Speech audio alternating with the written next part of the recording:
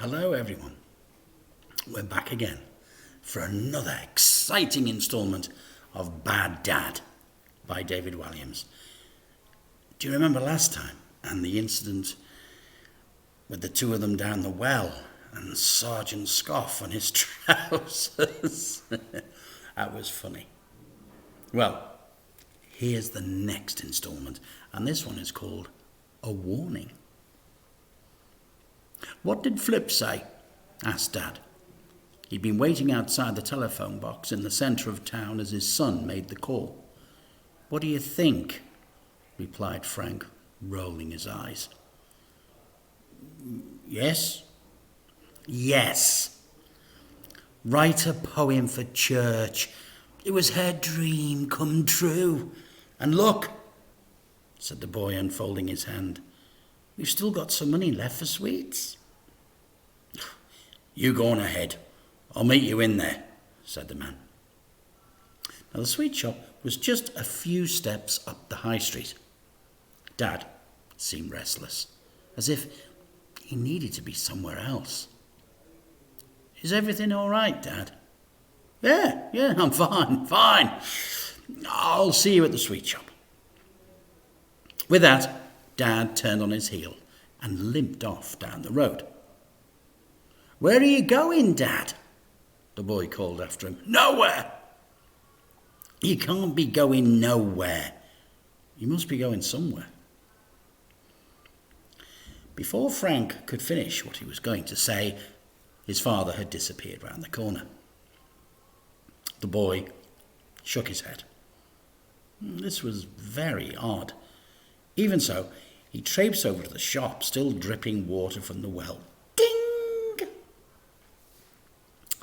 The bell on the door dinged as Frank entered Raj's shop, the town's favourite newsagent. Raj himself was a huge, jolly man, with probably a waistline that meant that he'd eaten a few too many sweets. He coughed. "My favourite but slightly soggy customer, I see. Welcome," said Raj. To Frank's surprise, Raj was down on his knees, picking up sweets from the floor and placing them back on the shelves. Frank looked around the shop. It was often messy, but it was much messier than normal. In fact, it looked as if a bomb had hit it. Magazines were scattered across the floor, pens and pencils had been snapped in half, and the freezer had been upturned. Melted ice cream had swirled out of it, forming a multicoloured milky puddle. "What on earth has happened to your shop, Raj?" "Oh, nothing," replied the man quickly. "Nothing at all. Don't you worry your little head about it, youngster." Raj frantically tried to put everything back in more or less its rightful place, and in the hustle and bustle, a large jar of bonbons was knocked off the shelf and fell onto his head. Bonk! The plastic jar broke, showering him in sugary white dust. Poor Raj slumped down on the floor in despair, and Frank sat down next to him, put his arm around the newsagent and said, "Please tell me, Raj, what's happened here?" There's two men. One is very big and fat, and the other is tall and thin. They come into my local shops and businesses and demanding money. And if I don't give it to them, they smash the place up.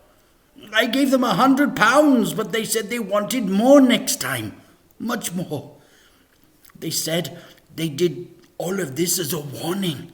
Next time, it would be me that they smash up. I think I know who they are. Fingers and thumbs. Yes, that's them. Why don't you call the police about it? Oh, man, they said they will hurt my family if I rat on them. I just don't know what to do. Well, let me help you tidy up first. Together, The pair did their best to restore the shop to the same sort of order that it was before. Frank glanced at the front pages of some newspapers that had swept on the floor. The headlines read this.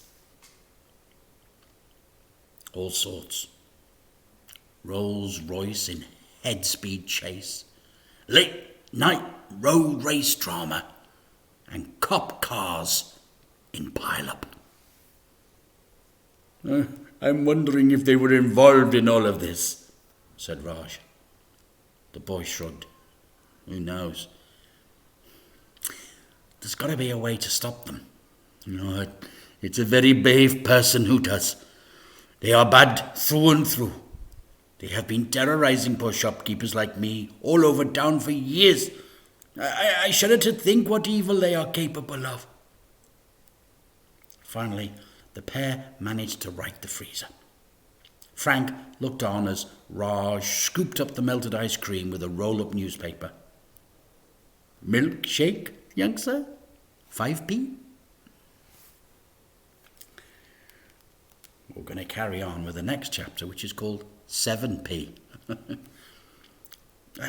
No thanks, Raj, said Frank. No matter. Raj downed the milkshake himself. A bit gritty, he mused.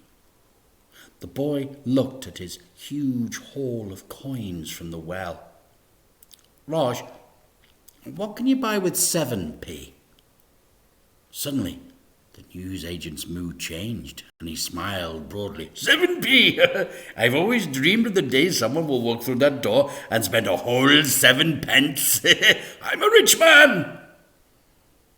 Raj then looked up to the heavens. Thank you. There is a God. Take your time, you browse. My shop is your kingdom. Even though Frank was a pauper, Raj always treated him like a prince. Thanks, Raj. I think I'll start with 3 banana chews. Excellent choice, sir. The healthy option. One of your 5 a day. Raj looked out of the window. There goes your father, Mr. Goody. Frank looked up. His father was hurrying down the high street, carrying a petrol can. Is he not coming in? I don't know. Something's not right with him today, said the boy as he watched his father go. A look of panic crossed the newsagent's face. I know that fudge I gave you last week was a couple of years out of date, but only 3 people have been admitted to hospital. It's not that, replied Frank. He was walking funny. I thought, like the others, his bottom might explode. No, he walks funny because he only has 1 leg. His leg? It fell off because he'd eaten my fudge? Raj looked at the heavens again and put his hands together in prayer. Oh Lord, please have mercy on my soul. I'm not a bad man. I just used best before dates as a very rough guide, rounding them up to the nearest decade. Frank smiled as he shook his head. He loved Raj like an uncle, a mad old uncle. No, Raj. My dad had a really bad car racing accident years ago. Don't you remember? Oh, yes, of course, I remember. Thank goodness. Well, not thank goodness. I'm just relieved it wasn't my fudge that made him lose his limb.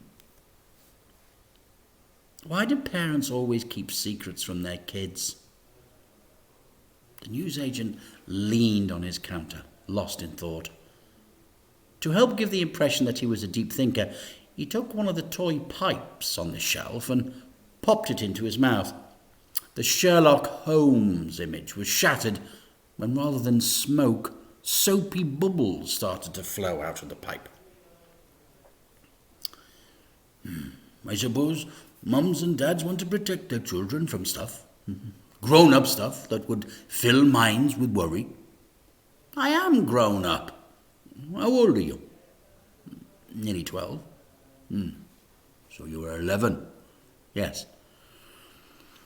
Ra shook his head and blew a huge, glistening bubble out of the pipe. The pair smiled at each other, but the moment was interrupted by a deafening sound from outside the street. Roar! They both knew that sound anywhere. It was Queenie.